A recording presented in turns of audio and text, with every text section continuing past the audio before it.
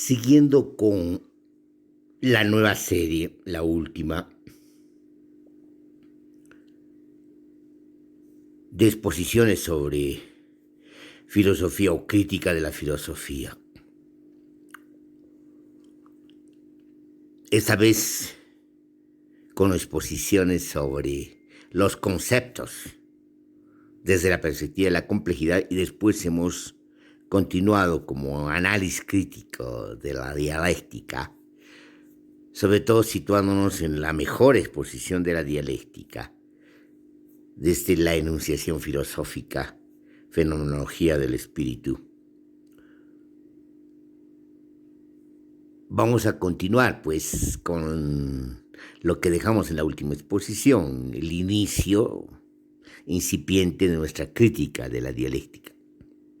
Sobre todo, dicho en la perspectiva de la fenomenología del espíritu. Habíamos dicho de que si bien es un texto maravilloso de la fenomenología del espíritu, la ciencia de la experiencia y de la conciencia, si bien es así,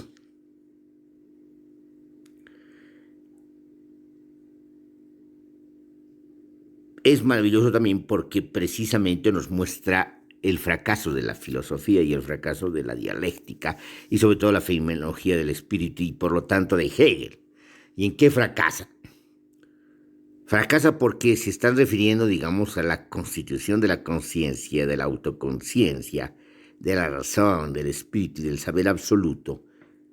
Esta fenomenología dialéctica de la conciencia, y por lo tanto que se realiza como saber absoluto, con un comienzo que empíricamente no es. Es decir, ese comienzo tiene que ver con la certeza, la dialéctica, la certeza. Si ustedes quieren la triada, o a las triadas, el juego de triadas, porque son varios juegos de triadas, no es una y después sigue otra, no, son varios juegos de triadas que se dan de manera simultánea y, como dijimos, multidimensional. Entonces, comienza con esta triada de la certeza, que tiene que ver con el asumirse como objeto en la percepción del objeto, este comienzo de la certeza, porque cuando se dice certeza no está hablando solamente de una situación única de la certeza, sino del movimiento de la certeza, porque estamos hablando de una certeza singular y vamos a pasar a una certeza universal, pero se pasa a una certeza universal en la medida que del extrañamiento, de la exteriorización, pasamos a la interiorización y al ensimismamiento. De la trascendencia pasamos a la inmanencia, y esa inmanencia tiene que ver con el yo. Y por lo tanto hay una contraposición entre el yo y el objeto. Y esa contraposición entre el yo y el objeto se sintetiza, para decirlo de esa manera, pero no es la síntesis que suponen las lecturas vulgares de Hegel que se hacen desde el marxismo. No es la síntesis de la contradicción. En todo caso, serían la sintetización de múltiples contradicciones, de múltiples movimientos y de múltiples momentos de las triadas dialécticas. Y en ese sentido, digamos, la certeza se realiza en términos universales. Bueno, pero digamos, esa es la conciencia, pero aquí habíamos dicho al final de la anterior exposición que no comienza ahí la constitución empírica del sujeto. La constitución empírica del sujeto comienza en la relación,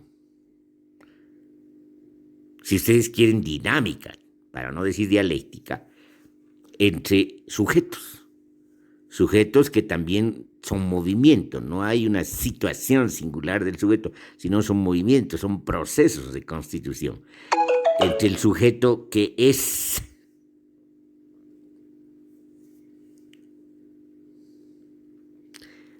la madre y el sujeto que es el bebé. Y en términos de constitución estamos hablando de la constitución del bebé.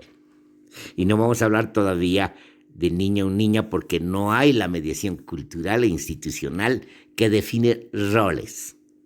Pero aquí lo que nos interesa es de que se teje entre sujetos un entramado, si ustedes quieren, intersubjetivo, y más allá, y mejor dicho, más acá, porque antes de la imagen está la imago, y por lo tanto estamos sin mediaciones explícitamente culturales e institucionales desde la perspectiva del bebé.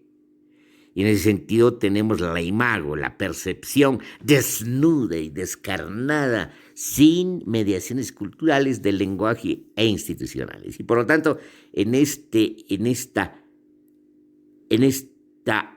acción, en este acto, en este acontecimiento de encuentro entre el bebé y la madre, en este acto inicial, inaugural y primordial de la constitución del sujeto, estamos ante un entramado y un tejido subjetivo.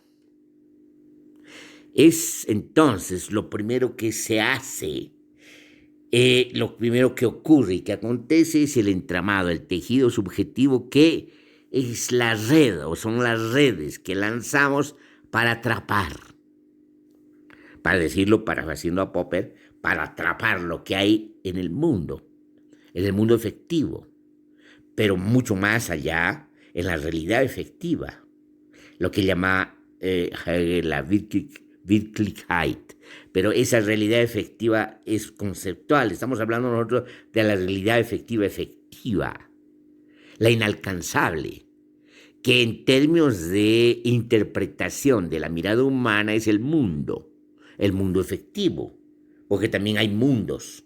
Dentro del mundo efectivo, construido, constituido, inventado por la mirada humana, hay otros mundos que dependen obviamente de las miradas singulares, las perspectivas, los enfoques distintos, las experiencias distintas de los distintos sujetos o estratos de sujetos. Pero aquí lo que nos interesa es lo que primero se constituye, es la relación sujeto-sujeto, no es sujeto-objeto. Es a través de estas redes subjetivas que se puede hablar de objetos.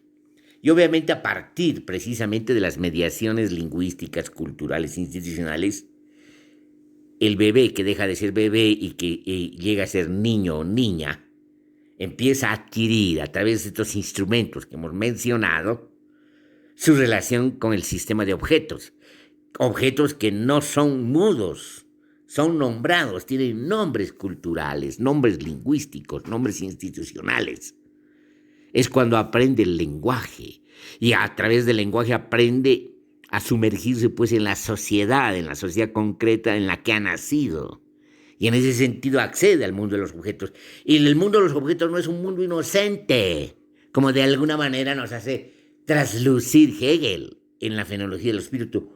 No es inocente porque tiene nombres, déjenme decir una palabra cruda, pero para ilustrar, están ya pervertidos por la misma sociedad, son objetos ya manipulados por la propia sociedad, inclusive son objetos producidos por la propia sociedad. Y obviamente ahí podemos diferenciar objetos que tienen que ver con la naturaleza, entre comillas, porque digamos esta sociedad moderna nombra naturaleza como aquello que no es la sociedad, como es que es el espacio natural, en tanto que la sociedad sería el espacio artificial.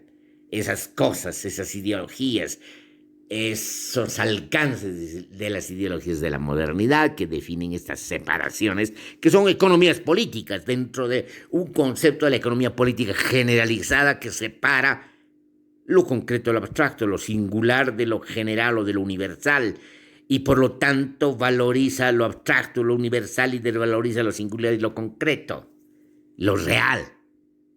Es decir, lo real se evapora en el imaginario de esta sociedad constituida, atravesada, conformada en las dinámicas institucionales, en las dinámicas lingüísticas, en las dinámicas culturales. Entonces se accede a los objetos, pero a través de estas mediaciones. No hay una relación inocente con el objeto. Entonces ese es el fracaso de Hegel, pero es el comienzo de lo que podemos llamar el más allá de la crítica de la propia filosofía, el más allá de la propia crítica de la dialéctica, porque estamos, digamos, en esa exposición, en esa discusión, en ese análisis crítico de la dialéctica. Y ese más allá tiene que ver precisamente con liberarse de estas ataduras de estos nudos gordianos, de estas redes institucionales, culturales y lingüísticas en las que estamos atrapados y de las que desde nuestro propio desde nuestro propio atrapamiento, para decirlo de ese modo, disculpen el barbarismo, nombramos el mundo, vemos el mundo, accedemos a un mundo que obviamente no es nuestro, sino es un mundo constituido por estas redes en las que nacemos. Y nos hacemos también la ilusión de que podemos construir otros mundos. Ese es el horizonte que define la promesa, la utopía. Pero aquí tenemos que ponernos en resguardo porque posiblemente la utopía forme parte precisamente de esta promesa, de esta ilusión, de estos mundos, de estos aprisionamientos donde nacemos, de estas nieblas donde nacemos. Inclusive cuando no hay niebla, en la medida que nosotros estamos, digamos, iluminados por el sol, pero estamos iluminados por el iluminismo y los siguientes iluminismos, aunque terminen siendo opacos, estamos siendo iluminados por los discursos, las formaciones discursivas, las formaciones culturales, las formaciones enunciativas, sobre todo las formaciones institucionales. Entonces esta iluminación también nos crea un espectáculo, el mundo del espectáculo. Y no podemos salir del espectáculo, no podemos ser conscientes de lo que pasa en el universo y en el multiverso y sobre todo en el planeta. Es decir, nos salimos de los centrismos, de los antropocentrismos, de los egocentrismos, de los sociocentrismos. Es decir, estos sociocentrismos humanos que terminan inventándose, digamos, un sistema planetario social que no es, porque en realidad, en la realidad cosmológica no hay centramientos, hay descentramientos, y los centramientos en realidad están en constante viaje, en constante movimiento. No hay un equilibrio, hay un desplazamiento y constantes desenvolvimiento y reiteraciones, obviamente, pero no en el mismo sitio, en el mismo lugar. Y en el sentido, si no nos liberamos, en el sentido pleno de la palabra, pero también en el sentido auténtico de la palabra y en el sentido crítico de la palabra y en el sentido creativo de la palabra, no vamos a salir de estos mundos que son nuestras redes en las que estamos atrapados. En ese sentido es importante, pues, definir que otra fenomenología, para decirlo de ese modo, un contraste con la fenomenología del espíritu de Hegel. No se trata de decir la fenomenología de la materia, no se trata de decir la fenomenología solamente de la percepción, que lo hizo Merleau-Ponty, basándose en la fenomenología de Husserl. No solamente se trata de eso, sino de quizás múltiples fenomenologías, fenomenologías auténticas, para decirlo de ese modo, fenomenologías que incursionan en el acontecimiento, que son en sí mismas acontecimiento y que se mueven en múltiples planos de intensidad y en múltiples espesores de intensidad y que nos hacen ser lo que somos en el acontecimiento. Y por lo tanto, de lo que se trata precisamente es hacer otras fenomenologías. Bueno, pero ¿cómo se desarrollan estas fenomenologías? Primero, liberarse de, ser consciente de, para usar, digamos, ese término hegeliano, pero en el sentido, digamos, no hegeliano, en el sentido inverso, en el sentido crítico de Hegel. Ser conscientes de que estamos atrapados en redes intersubjetivas, entresubjetivas, transsubjetivas, institucionales, culturales y lingüísticas. Si ustedes quieren, también en redes de poder o en juegos de poder, y de lo que se trata precisamente es liberarse de eso, pero liberarse de eso no quiere decir volver al salvaje inocente de Rousseau, al buen salvaje, digamos que es otra utopía que se construye en la modernidad. No, se trata precisamente de salir, pero con toda esa herencia, salir conscientes de toda esa herencia, salir conscientes de toda esa herencia, de todos esos códigos, de sistemas institucionales, conscientes de todo eso y capaces precisamente de crear definitivamente otra cosa, una alteridad o alteridades, para movernos como se mueve la galaxia, para movernos como nos movemos en el multiverso, es decir, para movernos como se mueve precisamente nuestro multiverso en sus distintas escalas, porque no son escalas molares, sino también moleculares, atómicas, partículas infinitesimales, fuerzas fundamentales del universo. Y quizás en la teoría matemática, de la teoría de las cuerdas en las cuerdas. Es decir, estamos hablando de complejidades y es importante precisamente salir de estas redes, liberarnos de estas redes, pero saliendo de esa experiencia, renaciendo de esa experiencia y entrando otras experiencias, porque abriríamos poros de nuestra percepción, abriríamos nuestra percepción que está inhibida por una racionalidad abstracta. No estamos en contra de la racionalidad. Hay que rescatar y liberar la racionalidad de la propia abstracción y por lo tanto situar otra vez la racionalidad en la fenomenología de la percepción, situar en el cuerpo, en las dinámicas corporales para precisamente darle plenitud a la razón, una razón efectiva, una racionalidad creativa, no la razón de Hegel, que es la razón absoluta del saber absoluto, que es el fin de la historia y también el fin del pensamiento y el fin de la filosofía. El acabose. En realidad, de alguna manera, nos lleva a los límites Hegel, y esos límites tienen que ver precisamente con los límites de una ilusión. La ilusión de la modernidad, la ilusión del poder, la ilusión del conocimiento, la ilusión de una civilización moderna.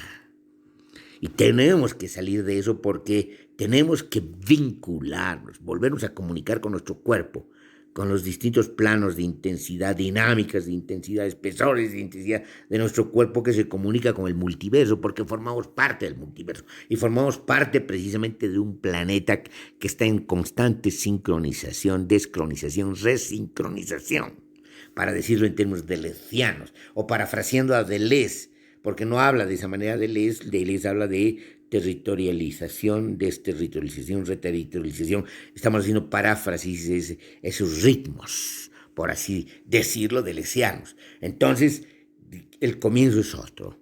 Y por lo tanto, en la medida que los primeros tejidos son los tejidos hechos por el bebé y la mamá, vamos a avanzar a otros tejidos, el niño y la familia, vamos a avanzar a más tejidos, el alumno y la escuela, el estudiante y la universidad, el ciudadano y las instituciones de la modernidad, del Estado de Derecho, del Estado liberal, pero también de los otros estados que son paralelos, complementarios al Estado liberal, porque en realidad no han salido de la república, de la res pública, de la cosa pública.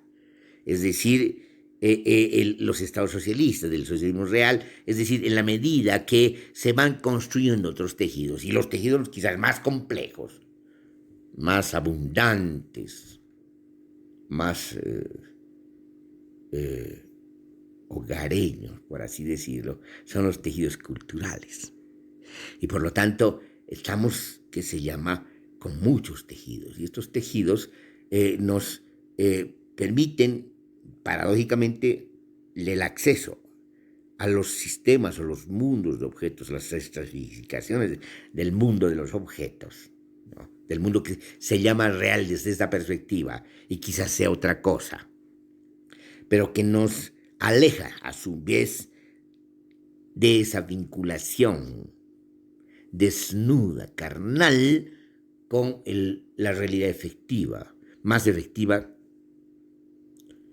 Entonces, en ese sentido, nos aleja de nuestra capacidad creativa, que sería, digamos, esta vinculación, porque el sustrato sería la vinculación desnuda, la vinculación compleja, en la simultaneidad dinámica con los tejidos del espacio-tiempo. Entonces, de lo que se trata precisamente es liberarse de esta civilización con toda su complejidad, sus sistemas complejos, sus redes complejas, y ser de otro modo, ser de otra manera, ser de una manera creativa, ser de una manera estética, porque la estética tiene que ver con la creación. Y en ese sentido estamos asistiendo precisamente, por una parte, digamos, a la posibilidad de hacer una narración de fenomenologías de la constitución del sujeto a partir precisamente de este entramado de las subjetividades que accede a los objetos a través del entramado de las subjetividades. Entonces, el tema del extrañamiento y el tema del ensimismamiento que están en la fenomenología del espíritu se puede plantear de otra manera. Ya lo plantearon Deleuze y Guattard. ¿Cómo plantearon? Plantearon en el sentido de que estamos no solamente ante, digamos, el extrañamiento y el ensimismamiento, la trascendencia y la inmanencia, el afuera y el adentro, sino que no hay ni afuera ni adentro. Que a la vez el afuera es el adentro y el adentro es el afuera. Entonces no hay esta exterioridad y esta interioridad, que son también conceptos inventados por la modernidad y por estos egocentrismos, antropocentrismos, sociocentrismos. De lo que se trata precisamente es de salir, de fugar, de crear líneas de fuga que sean capaces de crear y por lo tanto de navegar en el multiverso. Esa es la tarea. Esa es la profunda tarea humana que el humano no quiere asumir con responsabilidad. Bueno, nosotros terminaríamos esta exposición. En las próximas exposiciones vamos a tratar de hacer recorridos, itinerarios, o por lo menos bocetos de itinerarios de estas fenomenologías efectivas de las que hemos hablado.